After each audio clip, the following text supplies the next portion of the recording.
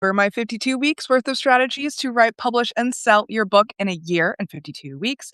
We are on week 4, which means that we're talking about creating and maintaining creative flow.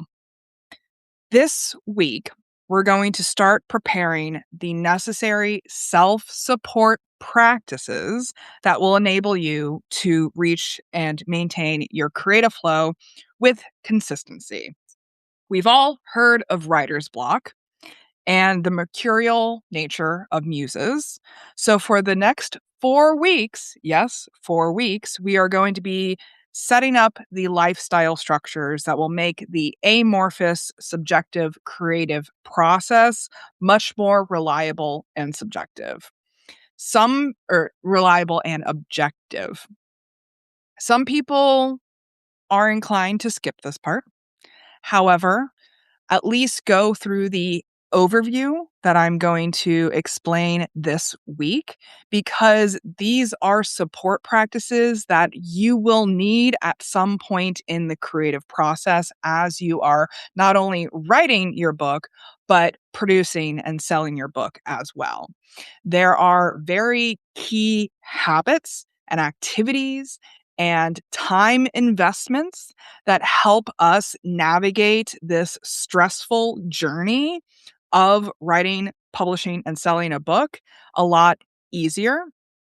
I will explain how each piece applies to different parts of the writing, publishing, and selling process as we go along. But using neuroscience is a great way to make sure that we don't get stymied by writer's block, that we don't explode emotionally on people online.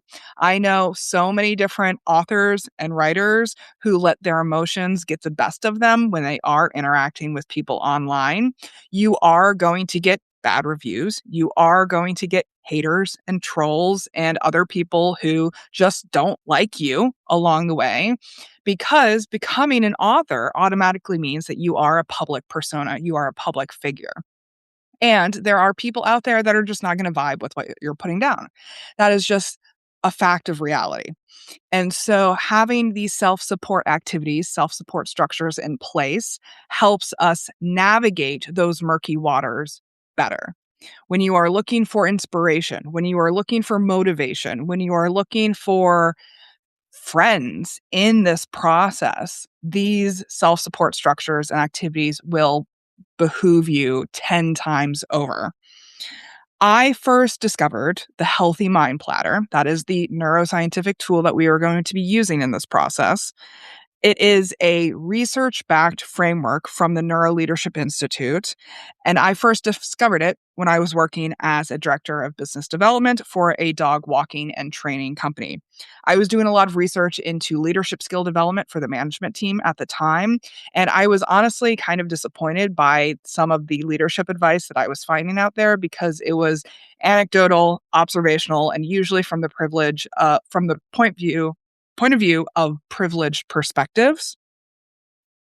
And so the Healthy Mind Platter, being a scientifically research-backed neuroscientific tool, put everything into clarity for me. It provided the cold, hard facts of peer-reviewed science to back up its recommendations.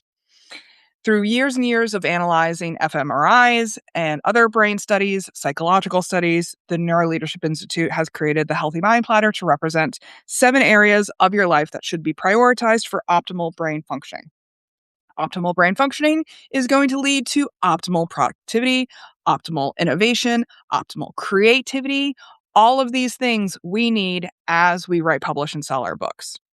These are 7 areas of activities to prioritize in your weekly schedules in order to increase creativity, innovation, efficiency, productivity, and overall health. That is just a byproduct of these activities.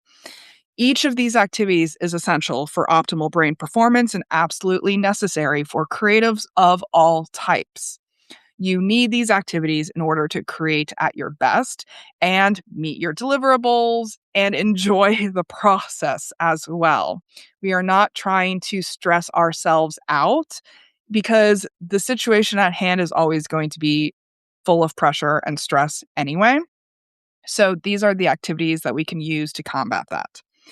So, the Healthy Mind Platter consists of 7 areas. They are divided into 3 different categories. Number 1 is physical needs. So, that means physical time and sleeping time. Number 2 is social needs, which means connecting time and playtime.